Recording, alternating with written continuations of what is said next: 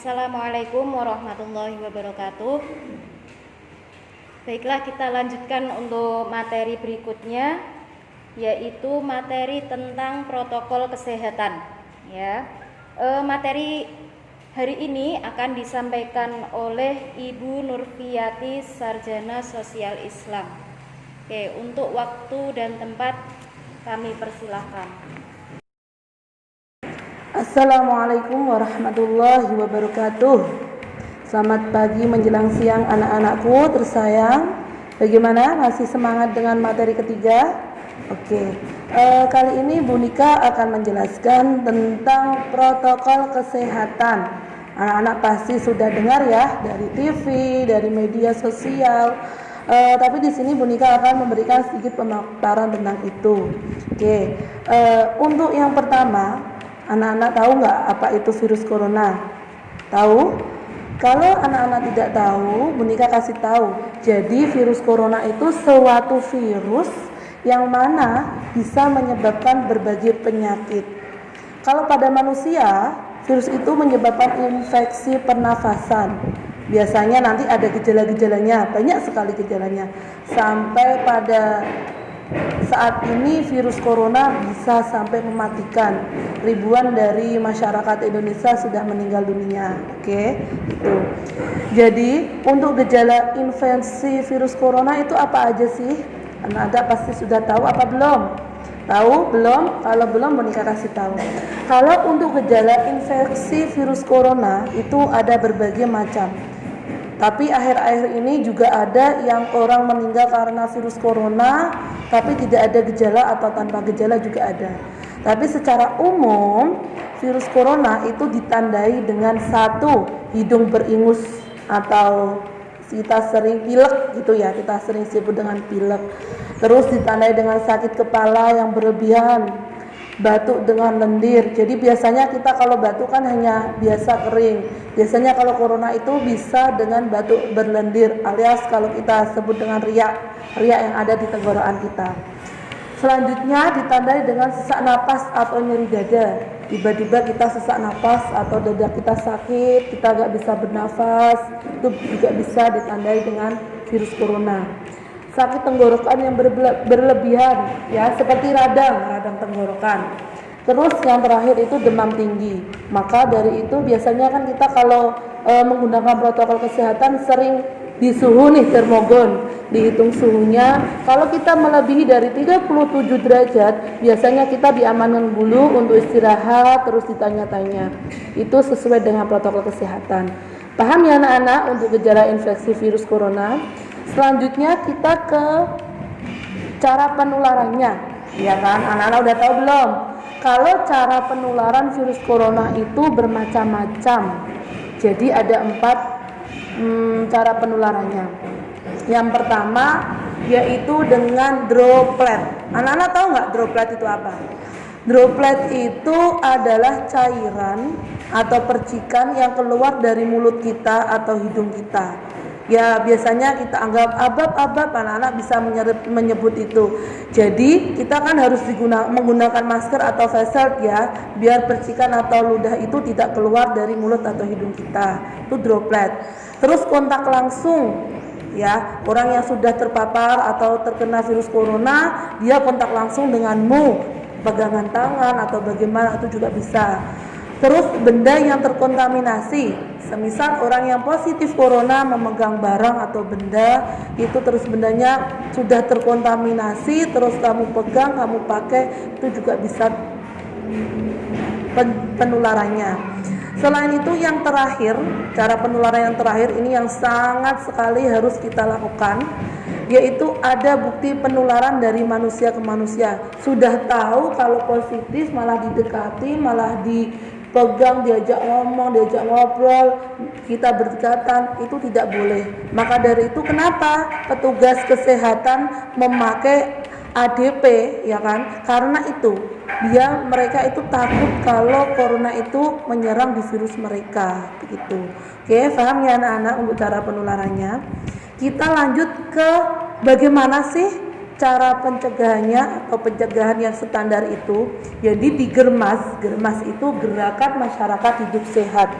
Kalau kita mau mengikuti germas, kita insya Allah akan terhindar dari corona, yaitu makan dengan gizi yang seimbang, rajin berolahraga, cuci tangan menggunakan sabun, memakai masker, tidak merokok, terus menjaga kebersihan lingkungan, minum air putih minimal 8 gelas dalam sehari, makan makanan yang dimasak dengan benar dan matang. Terus bila demam, kita ada gejala demam, segera untuk ke vaskes kesehatan.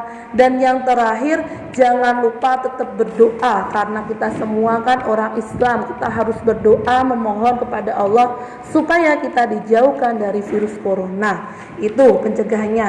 Selanjutnya, selain itu, corona itu bisa dengan kita meningkatkan imun kita, ya, daya tahan tubuh kita. Anak-anak pasti sudah tahu ya, bapak ibunya biasanya ada yang membuat racikan supaya imunnya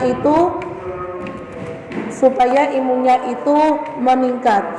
Jadi untuk meningkatkan imun kita itu bisa dengan membuat racikan, ya. Racikannya itu seperti menggunakan rempah-rempah kayak jahe, temulawak, kunyit, cengkeh, kayu manis, serai, itu bisa diserbuk menjadi minuman. Atau selain itu, ya kan, imun kita supaya terjaga nih, bisa dengan makan buah-buahan yang mengandung vitamin C, jeruk dan lain sebagainya, itu bisa ya. Atau kalau mau yang lebih praktis, biasanya itu di apotek-apotek itu kan ada ya vitamin C kayak Vitasimil, itu bisa. Atau dengan makan sayur-sayuran yang bergizi atau hijau-hijau, itu juga bisa untuk meningkatkan imun kita. Selanjutnya kita akan mengetahui bagaimana sih cara memakai masker yang benar, ya kan? Jadi memakai masker yang benar itu seperti ini, tutup mulut. Jadi kita menutup mulut kita. Ini Bu Nika kasih contohnya ya secara langsung. Kalau memakai face shield biasa aja. Kalau memakai masker, kita bisa menutup mulut kita atau hidung kita, harus tertutup semuanya. Oke? Harus tertutup semuanya. Jadi antara mulut sama hidung harus tertutup semuanya secara tertutup. Selain itu, ya kan, tekan bagian atas hidung supaya kita bisa bernafas nih, Dan kalau kita sudah memakai masker ini, kita nggak boleh memakai lagi. Jadi masker kalau sudah terpakai harus kalau kita menggunakan masker kain seperti yang Bu Nika gunakan ini, masker kain, setelah kita pakai harus kita cuci, ya. Kita cuci, nggak boleh kita pegang, nggak boleh kita buat mainan, harus kita masukkan di cucian kita. Terus kalau menggunakan face shield itu memakainya biasa aja seperti ini. Biasanya face shield juga harus menggunakan dengan masker. Jadi masker sama face shield itu bisa lebih aman. Tuh, kalau kita menggunakan masker kesehatan yang dipakai seperti di rumah sakit, puskesmas, itu maskernya sekali buang. Jadi habis dipakai nggak boleh dicuci, langsung dibuang. Itu menggunakan cara masker yang baik. Selanjutnya, yang terakhir, yaitu cuci tangan menggunakan sabun. Jadi kalau cuci tangan nggak boleh air saja, kita harus menggunakan sabun dengan cara air dulu. Setelah itu kita sela-sela jari, ibu jari, ujung kuku kita, terus telapak tangan itu harus kita cuci semuanya. Cuci tangan itu nggak harus setelah makan loh ya, anak-anakku. Jadi cuci tangan itu bisa kita dari main dari luar, kita sampai rumah harus cuci tangan, kita masuk ke sekolahan kita juga harus cuci tangan, kita habis makan cuci tangan, bahkan kita kalau selesai memegang benda itu kita juga harus dianjurkan cuci tangan. Kalau tidak ya minimal pakai hand sanitizer yang beralkohol, itu ya minimal.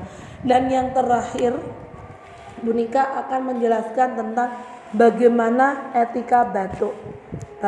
Jadi anak-anak biasanya kan batuk itu dibuat mainan,